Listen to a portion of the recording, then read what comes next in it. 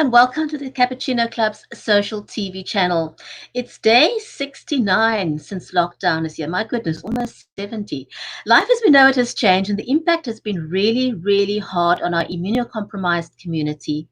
So what does that even mean, and what is the impact on family and life work? Don't go away. When we come back, we talk to Vick of PF Warriors.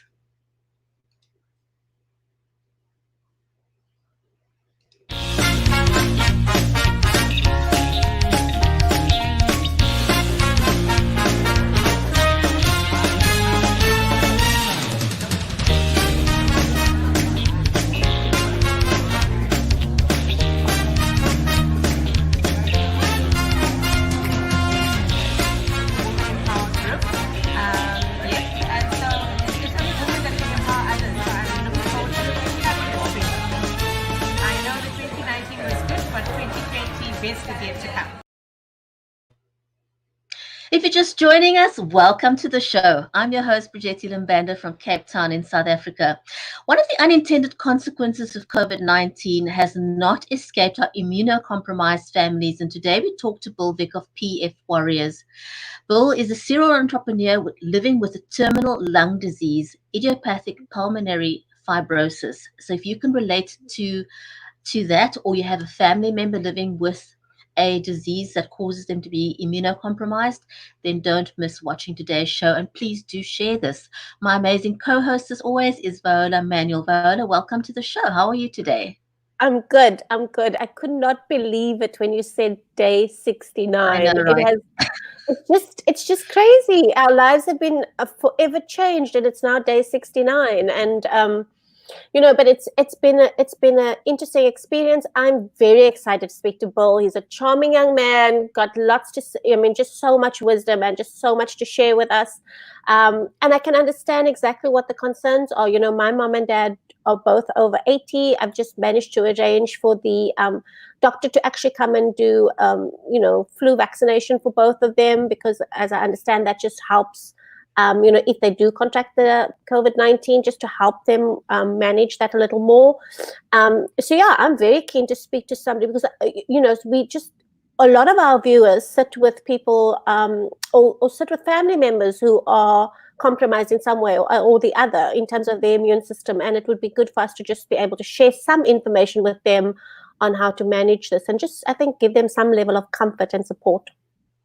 Absolutely. And I think the timing couldn't be more perfect, because we're just opening up our economy in South Africa.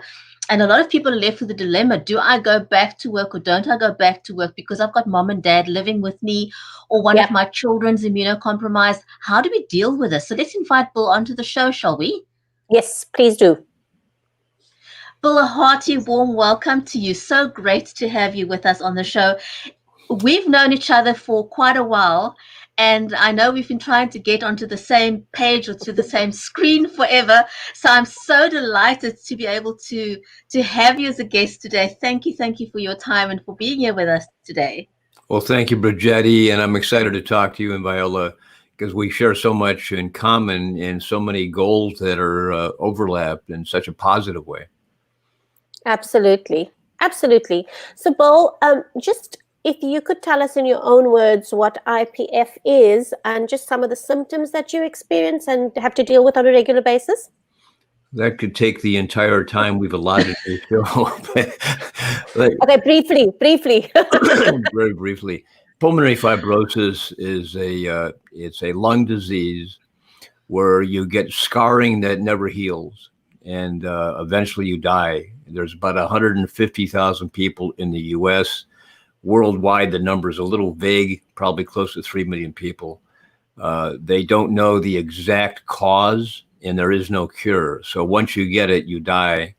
It's a matter of when. The typical patient average, based on the numbers, lives 3 to 5 years. I was diagnosed 9 years ago, so I'm an anomaly.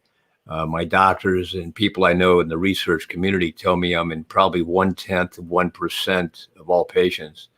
And the saying goes, I'm living large. I'm still full of fun and excitement and life and love and all the things that comprise our lives.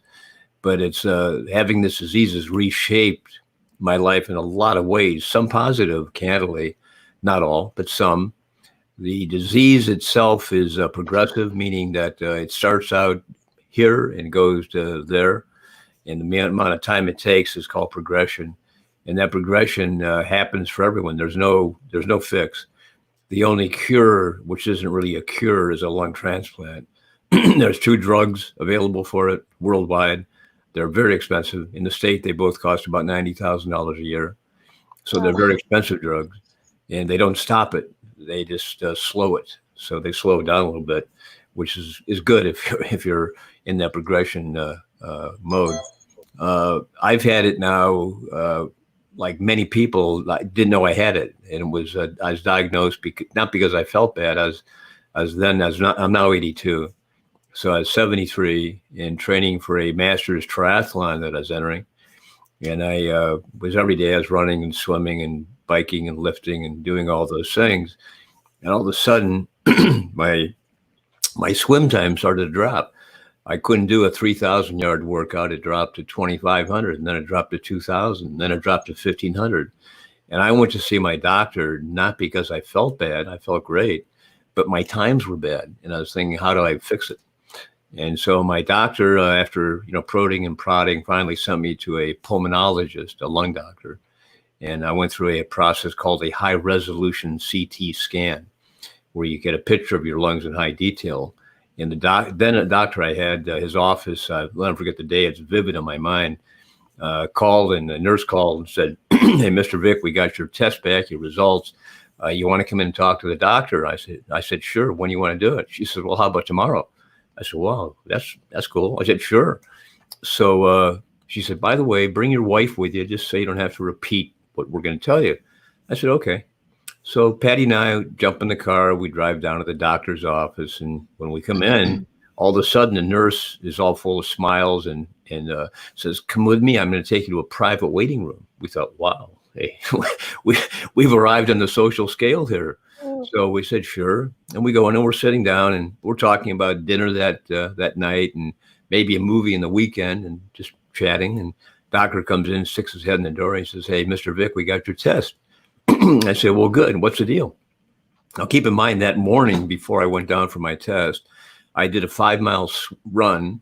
I did a 2-mile swim, and I was on a bike on a machine for about an hour doing a high intensity workout with a bicycle. And he says, "Well, we got your test back and you have a lung disease called IPF." I said, "Oh, what does that mean?" He says, "Well," he says, "it means that there's no cure. And there's nothing I can really do for you."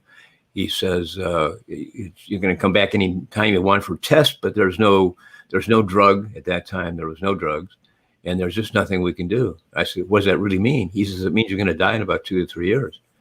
And all of a sudden, Patty turns sheet white, all but falls on the floor. I kind of shake my head. I said, "What? What?" And he says, "Yeah." He says, nothing we can do right now." He says, "I'm sorry about that. Go home and get your affairs in order." So we had a very quiet drive home, sat down, had a glass of wine. And I said to myself, that shock that I just went through, that hitting yourself upside the head with that 2x4, I'm never going to let anyone else go through that. And so that was the birth of an idea of bringing the patient community together to help other patients living with the disease. Much of what you're seeing now in different areas, and fibromyalgia, which is kind of I guess a common thing that many of us know about and share. And to other diseases, there's many groups of patient support. So at that time, it took me about 3 years to work through the disbelief, because I was still running, I was still competing, I was still doing 5Ks. I felt great, but I had this little bug inside of me, this whatever they call it, that was advancing. So eventually I had to stop running. I stopped swimming. My life started to change subtly. It was kind of I'm going to call it a new reality.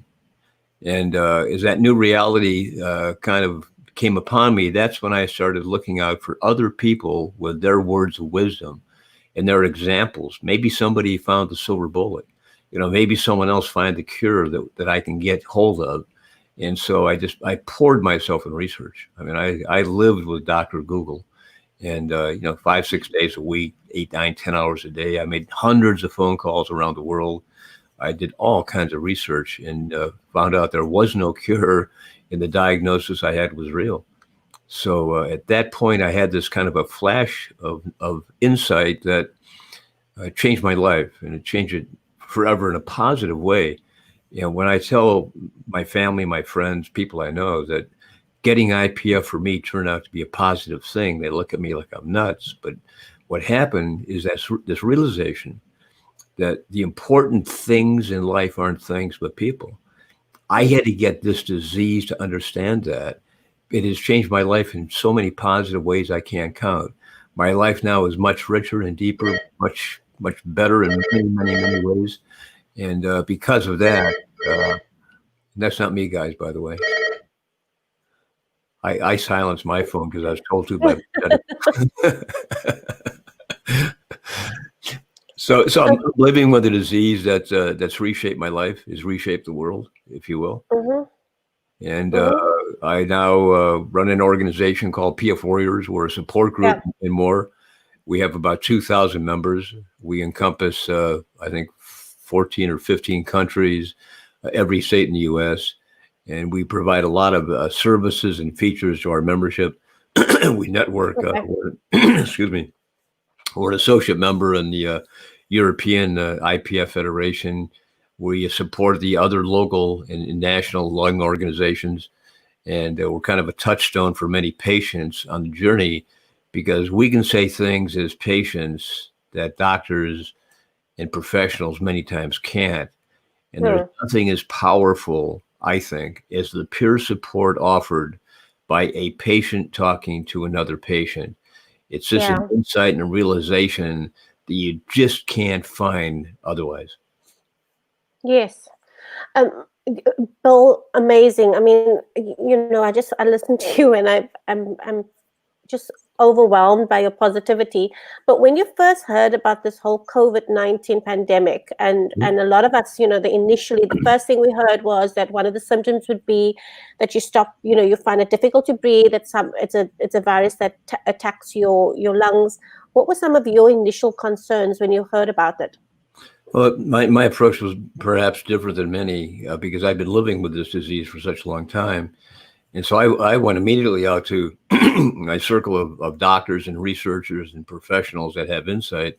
What's going on and what's the deal and what do we do? And I didn't hear a lot of comfort in that, because they didn't really understand, nor I don't think they really understand today what it really is in all of the different permutations it has. So I didn't really change a lot of what I do or in my community. We had the realization that if the average person gets COVID-19 or the coronavirus, they have about a 98% chance of surviving, a 2% chance of dying. If we get it in our community, we're all but guaranteed of dying. And so there's not a lot of survivors from it. There are some, but it's a very small number, because right now, once you lose function in your lungs are never better than they are right now. No matter what you do or how you treat it or what you take for it, your lungs today are the best they'll ever be, and they only get worse over time. So that was a realization, and so COVID-19 to me became kind of an accelerated pulmonary fibrosis, because pulmonary fibrosis is bad enough by itself. When you compound it with another virus that leads to destroying lung tissue, when you don't have that much to begin with, because you're losing lung tissue every day with pulmonary fibrosis, and it doesn't grow back. So that it's a frightening issue. So I think the community at large living with pulmonary fibrosis, and probably many other lung diseases, not just ours, have taken the same reaction. We adhere to isolation pretty stringently, and we do it beyond and more in place than the average person might, because we're facing different conditions. We also recognize that washing your hands is just something you do a lot, and you do it. In our case, my wife goes and she does the shopping. I don't even go into stores anymore. We have not really been in any restaurants in what you said, 69 days or something.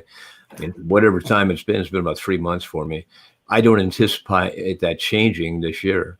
So even though many of my friends that are not compromised with lung issues are going back to work or going out to eat or doing events and things, I'm pretty well hunkered down. And with the exception of this, what we're doing here, this nice video meeting we have, my interaction with people is primarily email. I use Zoom a lot. Zoom calls and meetings, which I do 6-7 times a day typically. And I'm isolated, and I intend to maintain that. I mask up when I go out. If we take a drive, which is kind of an interesting thing, because we can't go outside. I can't go outside. We take drives in our car. I've been putting out 1,000 miles a week. Wow. So I've been seeing parts of Texas I never knew existed. So our life hasn't changed that much. There's positive things. My email inbox is finally clean. My office is actually cleaned up a little bit. I've learned how to cook some dishes and foods that I never experienced before. So you have to look. It's like when going outside in the rain, you have to look for the rainbows. And I think here it's the same situation. Sure, I've got a terminal lung disease. We're all going to die. I'm going to die too. But, while I'm living, I'm going to live the best life I can with as much gusto and intensity and joy and happiness and everything else I can put in that bottle. I'll never forget, I talked to a woman one time who's a patient living with PF, and she was in Florida. It was a phone call, and we talked back and forth a couple of times because I was looking for experienced patients I could draw upon and learn from. And her name was Peggy. And Peggy was in the final stages of pulmonary fibrosis. She was taking, at that time, she was on 60 liters of oxygen a minute, which is almost breathing pure oxygen. And she knew her days were numbered, yet she was laughing on the phone, and I could see her smiling. And I asked her, I said, "Hey, Peggy," I said, I keep on reading about these numbers that you're going to die in 3 to 5 years. And she says, "Look, follow my advice and share this idea with others. Until you find the expiration date that God has tattooed on your bottom, you go out every day and live it the best you can." Well, I've looked for that tattoo now for 9 years, and I haven't found it yet. Wow. Bill, I absolutely love that outlook. Firstly, I live with chronic pain myself, and I also have fibromyalgia. And I relate to what you're saying. Dr. Google was my friend. I just lived on Google for days and weeks trying to find as much information as I could about it, because knowledge is power. Once you have that knowledge, it's empowering. There's a lot of information out there, a lot of different stories, and you'll find the people that you can relate to. And I read, I don't know if you heard of Brené Brown. She got a cancer diagnosis a couple of years ago, and she wrote this amazing book. And she said when she first got a diagnosis, she told 5 people. And the reason she told 5 people is they were carefully chosen people. They weren't even her family necessarily. It was people she knew that would say to her, "You've got this." It wasn't people that was going to say, "Shame, you're going to die," or people that started crashing on her. She chose those people carefully because she knew how important her mental state was, to keep herself on track. And to have that kind of knowledge is absolutely powerful. Mindset, positivity. I've got a friend right now who is in crisis mode because her mom got a diagnosis 3 weeks ago, and she's just retreated within herself, not talking to anyone. She's just stopped talking, just given up. But she still has a lot of life left in her. And one wants to reach out to these people and say, but you still have life in you. One's mindset is so vitally important. I know I've got days when I absolutely cringe because the pain is so intense, and I literally sort of live from one breath to another. And that's kind of become what I live by. I say to people, I know life gets really, really hard and intense sometimes. And if what gets you through is just living one breath at a time, then do that. But live, push through. Bridgetti, and you know my daughter, who also suffers from fibro and a lot of other comorbidities. And people like you and like her to me are heroes, because you live with pain, intense pain. But the key word is live. You live every day. She does. And she has pain so debilitating. There's times where she literally can't get out of bed. I mean, she can't, but she does. And she forces herself through force of will, whatever you want to call it, to go forward and take that next step. And she takes a next step and a next one. And she does that. I admire people to do that. I really do. I think what I found in this, I hate the word journey, but I have to use it.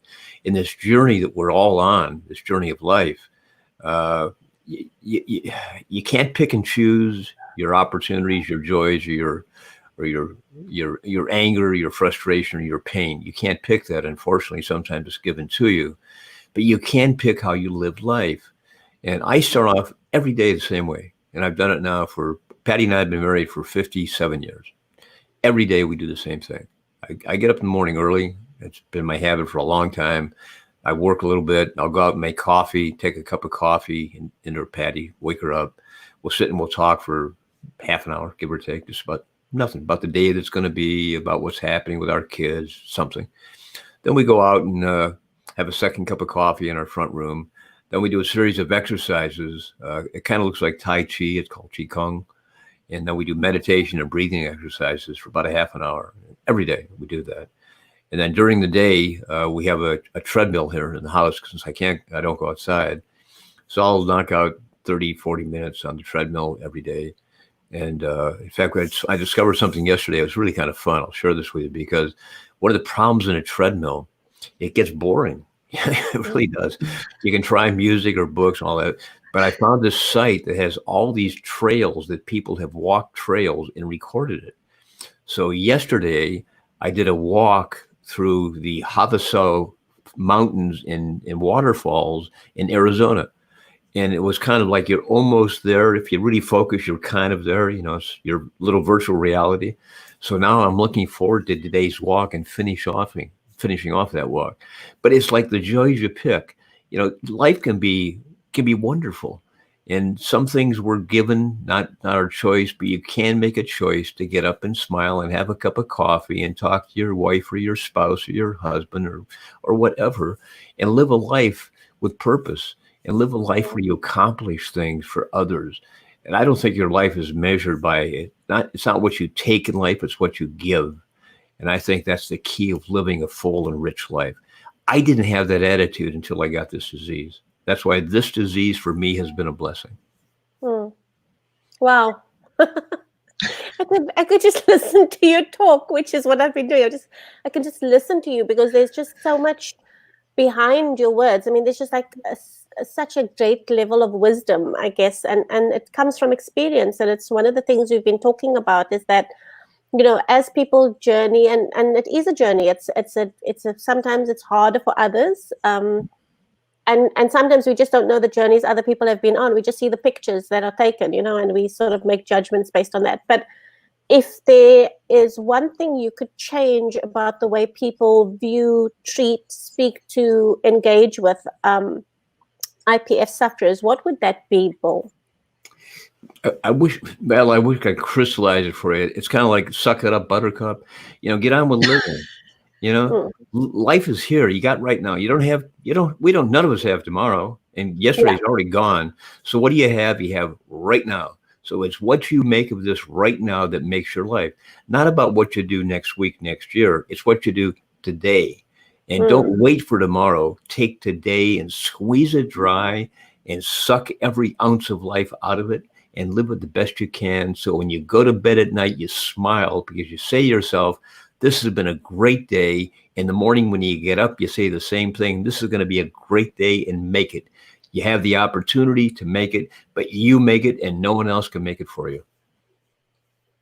Yeah. Wow. That's, attitude makes such a huge difference in whatever it is we do, whatever, I laughed. There was a friend of mine, he says this whole thing about, people start their sentences with under the circumstances, and you already know where that's going to go.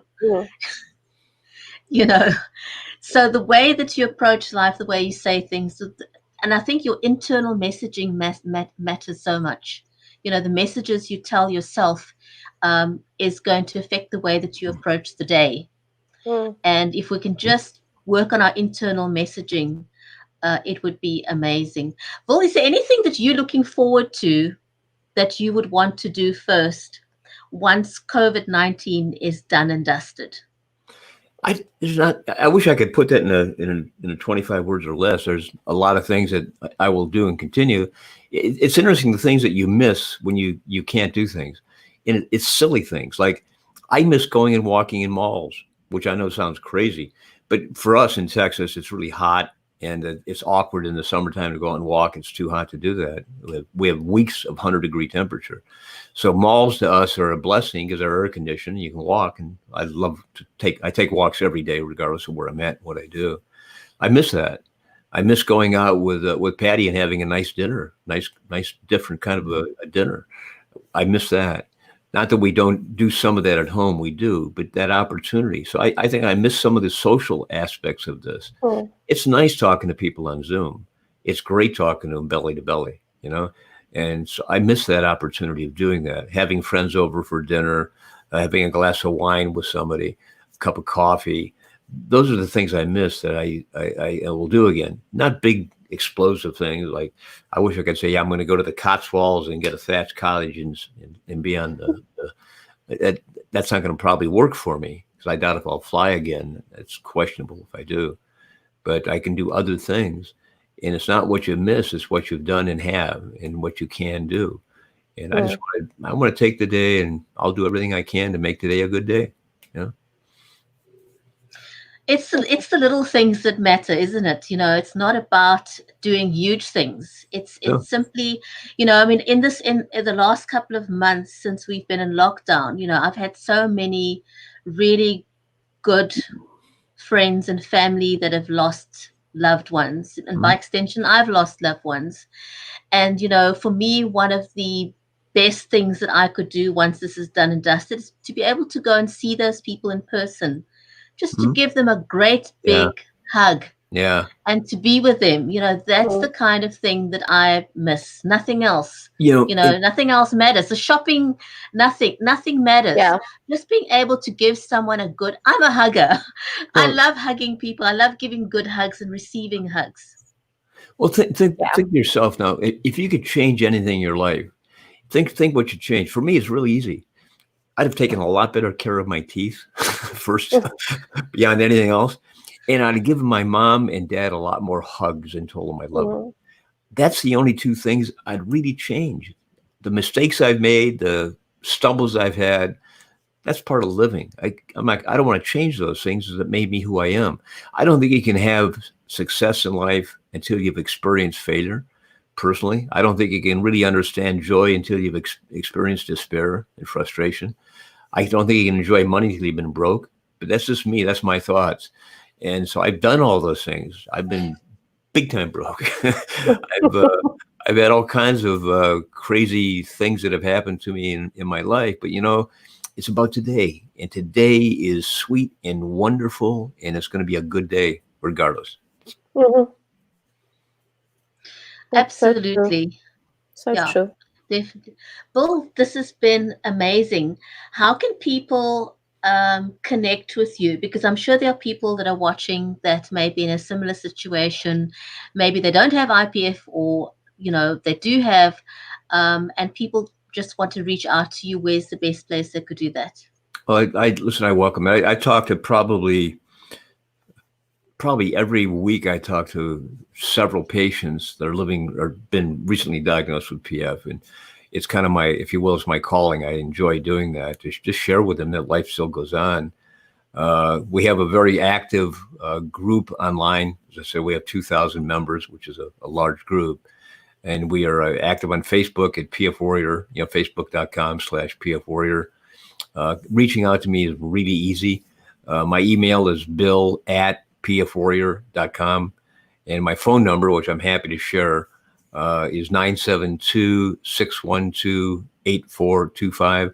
And 8425 will translate to VICK in your touchstone, so you'll never forget it. That's very easy. Bill, this has been amazing. Thank you for sharing your journey with us, and for your pearls of wisdom. Well, I'm Really not sure about appreciate wisdom, that. but I can tell you for both of you, it's been a lot of fun for me. I've enjoyed it, and Thank you. you've handled things very professionally and well, and I'm impressed. Thank you very much. Well, thank you so much for sharing. It's been completely inspirational just listening to you. And I think even for those of us who don't really have any kind of, physical issues, just listening to you, it's been something that's just, I think, put all of us back on track. Just appreciating what we have, looking for the rainbows. I think there's a lot that you've said, suck it up, buttercup, all those things are going to be new part of my vocabulary now, because I believe that there's experience there and that there's wisdom there. So thank you very much for sharing with us today. It was such a great honor having you on our show. Well, I'm so glad that Bridgetti and I, after talking about it for so many years and talking about it often, and learning all this technology kind of together, we finally made this happen. So thank you both. Thank you. Thank you. Absolutely. Bill, don't go away. Please wait for us in the green room. We'll see you in a bit.